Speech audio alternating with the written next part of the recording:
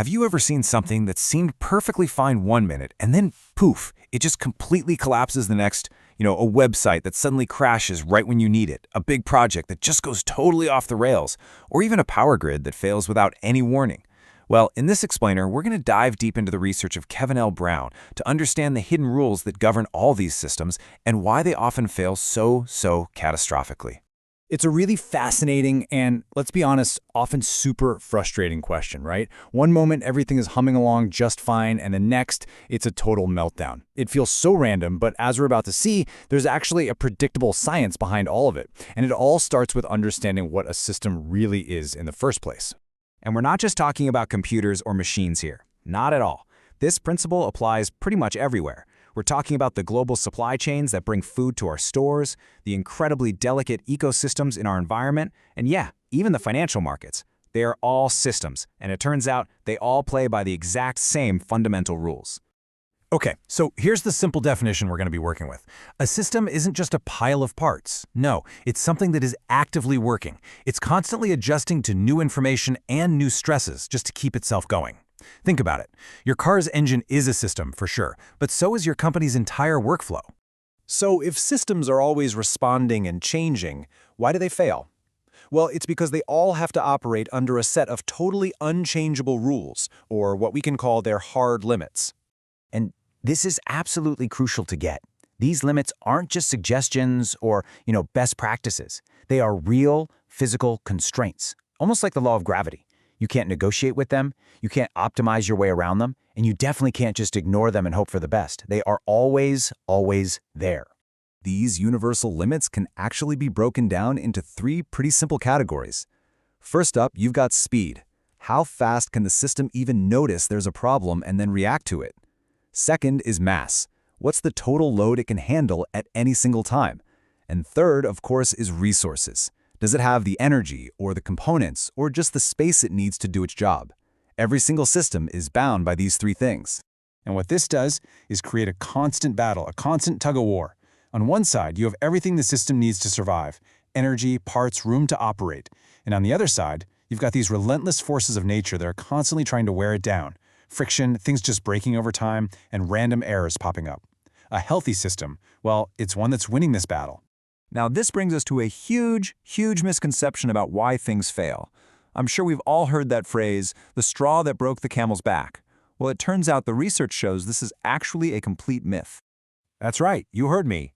When a complex system fails, there is no single last straw.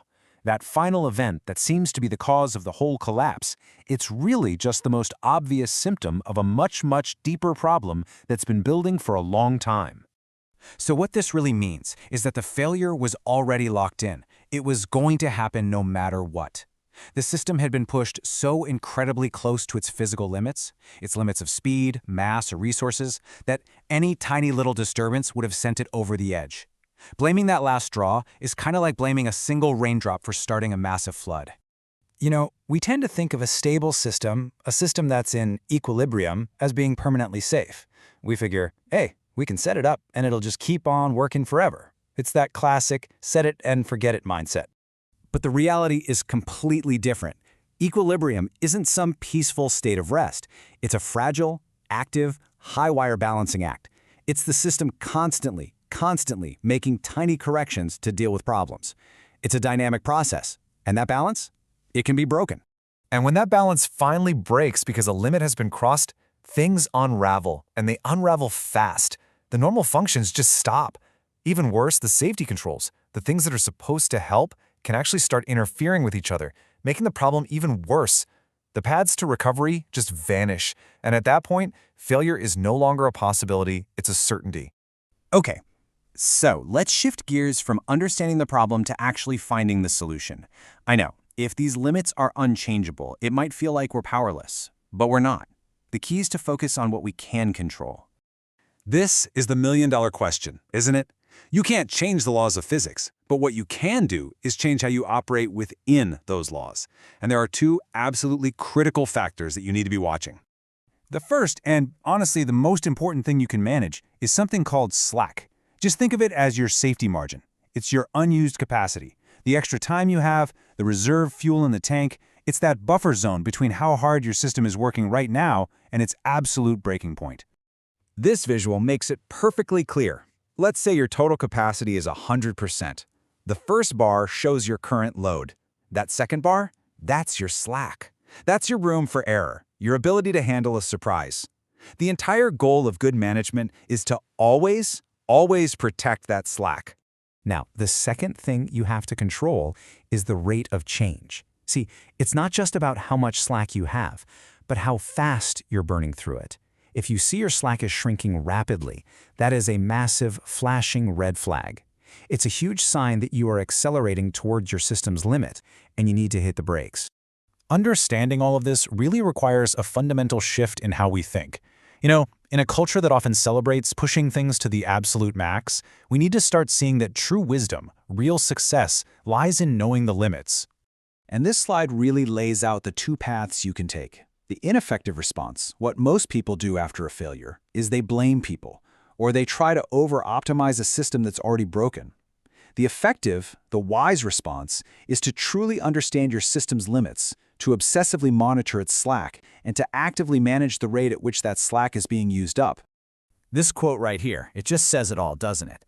Pushing a system past its physical limits isn't heroic, it's just setting it up for an inevitable crash. Real strength and real wisdom come from knowing exactly where that line is, and then having the discipline not to cross it. So, ultimately, the key takeaway is this: building in buffers, having some slack, and respecting the hard limits. That isn't a sign of weakness or being inefficient. It is the single most effective way to build resilient, reliable, and successful systems that actually last. And that leaves us with one final thought I want you to take with you. Just think about the systems in your own world for a second. Your team at work, maybe your personal finances, even your own energy levels. Which of them are running a little too close to the limit? What systems in your life are losing their slack?